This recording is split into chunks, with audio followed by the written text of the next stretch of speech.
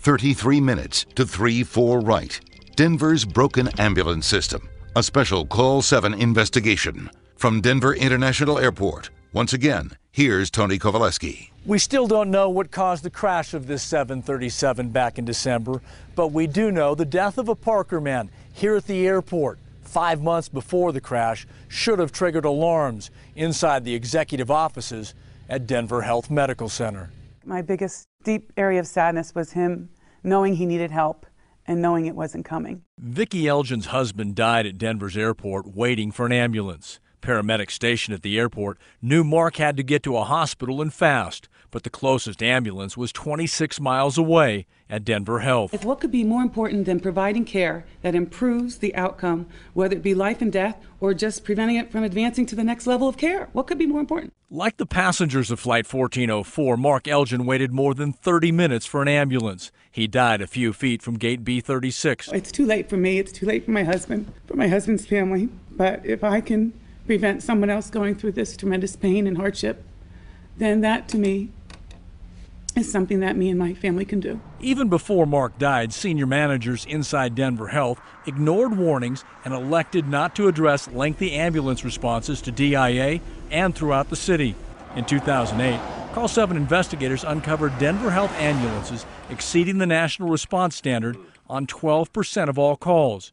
Denver Health scratching ambulances from shifts and managers failing to address a problem with 200 so-called frequent flyers, individuals clogging the ambulance system, routinely calling for help with fabricated emergencies. I've seen some people hundreds of times. We probably take 6 to 12 people to the hospital every single night just because they know the right things to say. We're understaffed. We have half as many ambulances as our next closest city.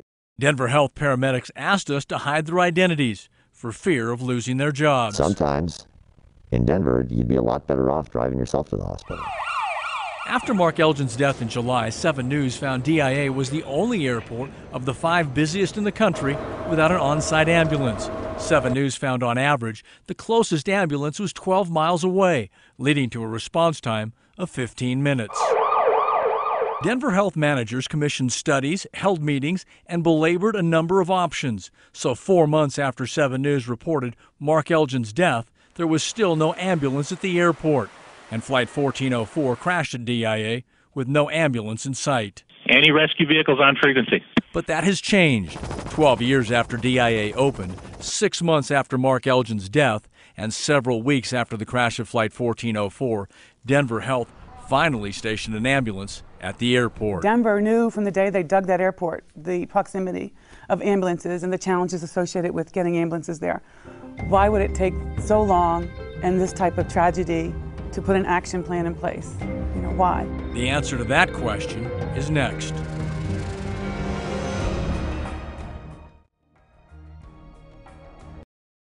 "33 minutes to 3-4 right. Denver's broken ambulance system. A special Call 7 investigation. We have a report of the 737 down on the 34 right. Well, federal investigators continue their probe into the exact cause of this crash at DIA.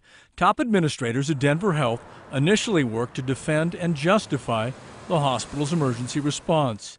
In this email communication, hospital management said Denver Health is proud of the response. It also included the response to the red alert was carried out effectively and no lives were lost. To say that no one died and you're proud of your response is really to stick your head in the sand and say a problem doesn't exist. Denver Health originally declined a 7 News request for an interview to explain the problems uncovered in our investigation.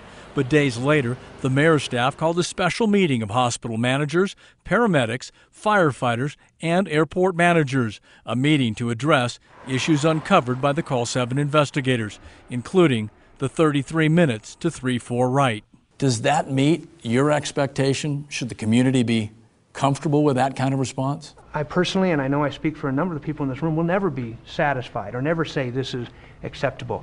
It has to be better. Managers of the emergency response addressed questions on the communication breakdowns, failures to immediately send ambulances, and the decision to send the first ambulance, Code 9, a non-emergency. Was it a mistake to send that first ambulance, Code 9? I think in retrospect, certainly we would have been better sending it code 10 as soon as we had the information that we had a plane on fire.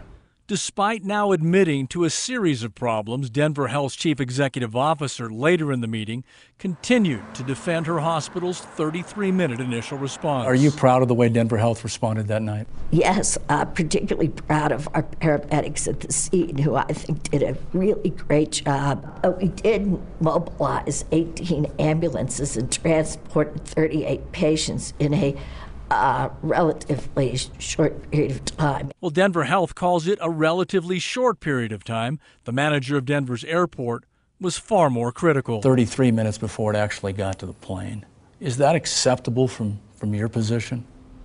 It's not. It's not. And it's something we'll work to improve. And following the meeting, Denver Mayor John Hickenlooper promised to address issues raised in our investigation. Denver Health said, we're proud of this response. Are you proud of it as the mayor of Denver? No, I'm not proud of the response. The mayor's not proud, and he's now calling for an immediate fix, including changes to policy and procedure, fixing the communication problems and the citywide system problems that all contributed to the lengthy delays in getting ambulances to the airport. Can you help us understand this reticence to send resources? Well, I think their issue is they have been facing daunting budgets. So they're trying to cut costs. Denver Health is one of the best big city hospitals in America, and every measure shows that, but they're not perfect. And certainly the communication system within that call center is something that could use improvement. It's unacceptable, right? You can't from the moment the crash happens, you can't have an ambulance there in 33 minutes. That will never happen again. So nearly 3 months have passed since the crash of Flight 1404. Well, Denver Health now admits it had communication and other problems on that night. This fact is most troubling. Unlike the airport and the fire department, Denver Health has no policy in place for responding to a red alert or a plane crash here at the airport. There's no question DIA paramedics and firefighters prevented a bad situation from getting worse, but their heroic efforts were clearly hampered by a historically overwhelmed, understaffed, and mismanaged ambulance system. Ultimately, that's why it took 33 minutes for the first ambulance to get to runway 34 right. For all of us at 7 News, I'm Tony Kowaleski. Good night.